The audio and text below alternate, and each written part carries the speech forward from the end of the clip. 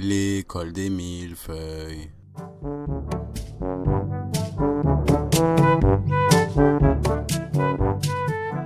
Le premier sujet qui nous a été demandé d'aborder nous vient de Madame Bonchon de la cantine. Apparemment, les enfants se seraient plaints de la nourriture servie. Elle se base sur quoi, leur plainte? Beaucoup d'entre eux sont morts. De faim. Oui, la crise économique, le prix du blé ne fait que monter. En fait, on pourrait économiser beaucoup si on décidait de répartir notre budget équitablement. Et les enfants pourraient avoir un repas qui ne serait pas constitué à 80% de bois.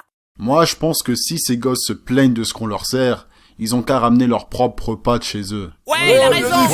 Ouais, c'est vrai, ça. Ouais, c'est Il a vrai. raison, Philippe, faut pas qu'on se laisse faire par ces putains de gosses de merde. Bien, c'est décidé, nous éliminerons la cantine de l'école. Mais s'il n'y a plus de cantine, où est-ce que je vais travailler? Pas ici, en tout cas.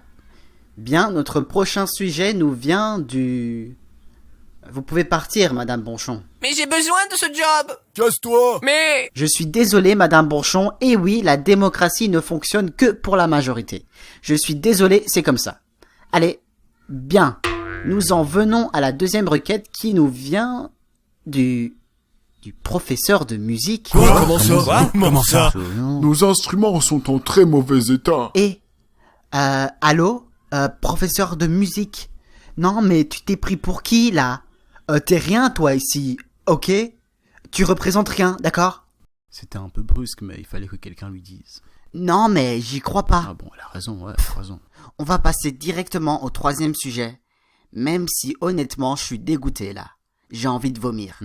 Une indigestion. Non, mais le prof de musique... Oh, elle exagère un peu, là. Bon, la troisième requête nous vient du professeur d'histoire qui demande de nouvelles cartes du monde pour sa classe. Les cartes que j'utilise sont beaucoup trop anciennes. Certaines d'entre elles ne montrent même pas les continents dans leur entièreté. Regardez, sur celle-ci, une grande partie de l'Afrique n'avait même pas encore été découverte. Ah, la belle époque. Bien, qui est d'accord pour qu'une partie de notre budget soit dépensée pour renouveler les cartes du cours d'histoire? Je tiens à préciser qu'une grande partie de ce budget était réservée pour les tickets d'avion pour notre voyage entre professeurs cet été. On m'a rien dit sur ce voyage.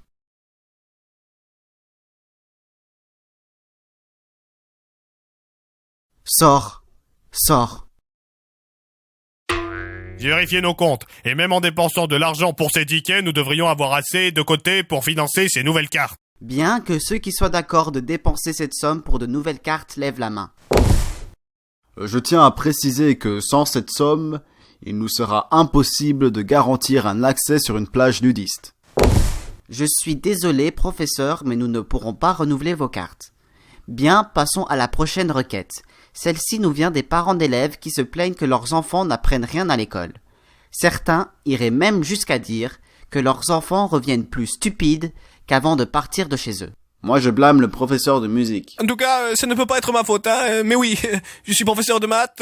Tout le monde sait que les maths, ça demande un véritable intellect, hein. Donc voilà. Ça fait combien, 7 x 8? 7 x 8, donc 7 x 8, 7 x 8, c'est un peu comme 8 x 7. Attendez, je pose toujours, tiens, ça... et ta mère, elle fait combien? Quoi? Je l'ai vue l'autre jour dans le bus, elle prenait plus qu'un siège, hein. Ça, je peux te le dire, hein. Y a pas à vérifier, hein.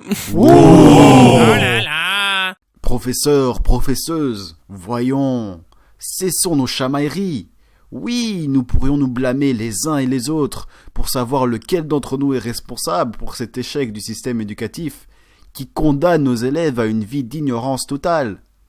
Mais soyons réalistes, le seul moyen de surmonter cette épreuve est de travailler main dans la main, ensemble. Oui, ensemble. Blanc, noir, jaune, bleu, vert. Oui, vert, je ne t'ai pas oublié, Robert. Alors, qu'est-ce que vous en dites? Travaillons ensemble. Ouais, bien dit, Ouais, Philippe. donc bien dit, hein. Et si on allait chez Jojo se boire un petit bon coup et se bouffer des brochettes? Ouais. Cette fois-ci, c'est moi qui paie les putes, hein. Sacré Gérard. Mais comment ça se fait que chaque réunion finit de la même manière? L'école des millefeuilles.